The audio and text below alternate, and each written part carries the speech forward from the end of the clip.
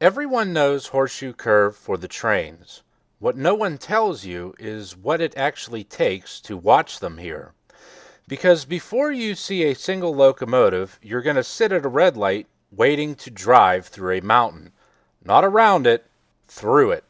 Pennsylvania looked at geography and basically said, no. And then when you finally get here, you're not done. You still have to earn it. This is one of the most famous railroad landmarks in the world. Opened in 1854, it's been a key part of the old Pennsylvania Railroad main line, and today it's Norfolk Southern's Pittsburgh line.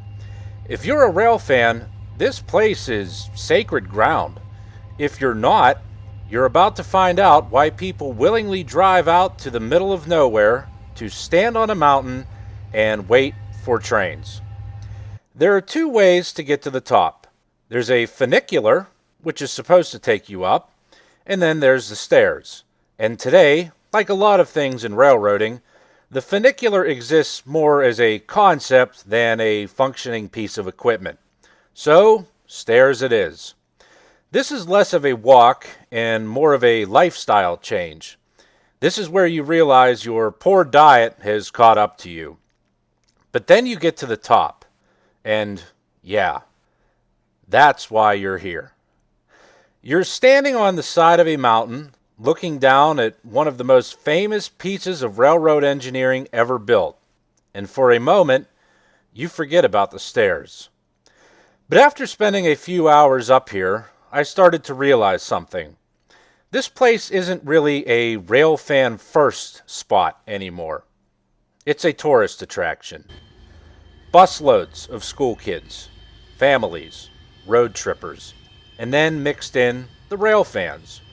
Some with scanners, some with cameras, some with body pillows, some with drones, lots of drones. And if you're someone like me, a little more on the introverted side, this can go from exciting to exhausting pretty quick. And after a while, you start looking for an escape. So I did what any reasonable person would do. I found a quiet corner, lit up a cigar, and tried to pretend I was somewhere else. Now I have no idea if that's actually allowed here, so just in case, here's the incriminating evidence. If they want to send me a fine, you know where to find me. But honestly, that was the only moment all day that felt peaceful. Now here's something important. The entire site is the museum. You don't just walk up, you pay admission and go through the entrance.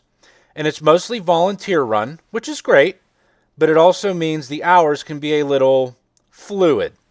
So this is not a just show up kind of place. This is a check the hours twice and hope for the best kind of place. Because if you don't plan ahead, you might just be standing at the bottom looking up. Now, if you want to take things a step further, this is where a radio comes in. I carry a radio tuned to Norfolk Southern's frequencies. At first, it sounds like nonsense, but once you understand it, you can track trains before you see them.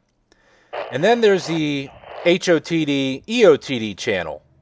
No voices, just chirps, telemetry from the train itself. So when it gets close, your radio starts chirping. And at that point, it's not really a radio anymore. It's a metal detector for trains.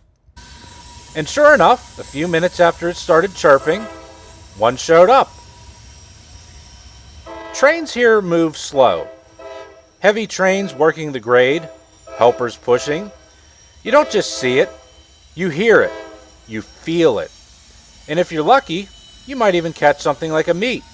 2 trains, same place, same time, which is about as good as it gets here. Not long after, another one rolled through.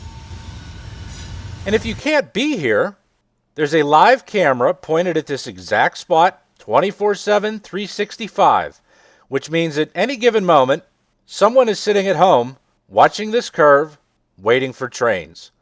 And the chat is exactly what you'd expect.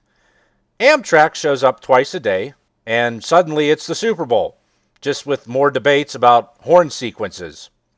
So naturally, I figured I'd go say hello. Walked up, the camera's been static all day. Perfect. I get ready to wave, and right then, it moves. Just turns away like it wants nothing to do with me. I waited hours for trains, and somehow, this annoyed me the most. And of course, there's the elephant in the room.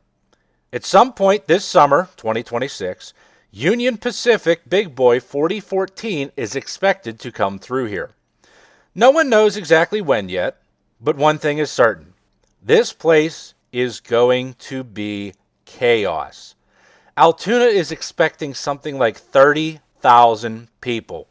This is going to be Foamer Woodstock, Times Square on New Year's Eve. And honestly, my advice, don't. Not here. Because on a normal day, this place is about the experience. On that day, it's going to be about surviving the crowd. And the best seat in the house might be the VRF live stream from your recliner. Because after a few hours here, I realized something. This might be a once is enough kind of place. Not bad, not overrated, just not for me. So after leaving here, I headed back into Cresson to the observation deck. Partly because I knew it would be quieter, and partly because I heard something interesting was coming through. Sure enough, not long after getting there, this rolled through, with one of Norfolk Southern's new Landmark Series units trailing. I've yet to see these locomotives in person, so that was awesome. Same railroad, same trains, completely different experience. And this time, I finally did something I skipped on my last visit. I stopped into Vito's Italian restaurant. Because if you're going to railfan in Cresson, you might as well do it right. Now, I'm not going to pretend to be a food critic, but after sitting trackside all day, this hit. Exactly what you want. Good portions, solid hot sausage with just the right kick, and a place to actually sit down and reset. And honestly, that's something Horseshoe Curve doesn't really offer. And on my way home, I tried something again. I pulled up to the Cresson camera, rolled the window down, gave it a wave. And this time, it stayed right where it was. No movement, no betrayal, just let me have it. And somehow, that summed up the whole day. The Horseshoe Curve didn't even let me wave. Cresson let me say goodbye.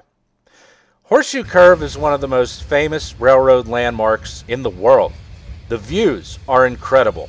The trains deliver. But the experience, that depends on what you're looking for. If you want to see it once, it's worth it. But if you want peace, you might find yourself heading somewhere else. And for me, I think I already did.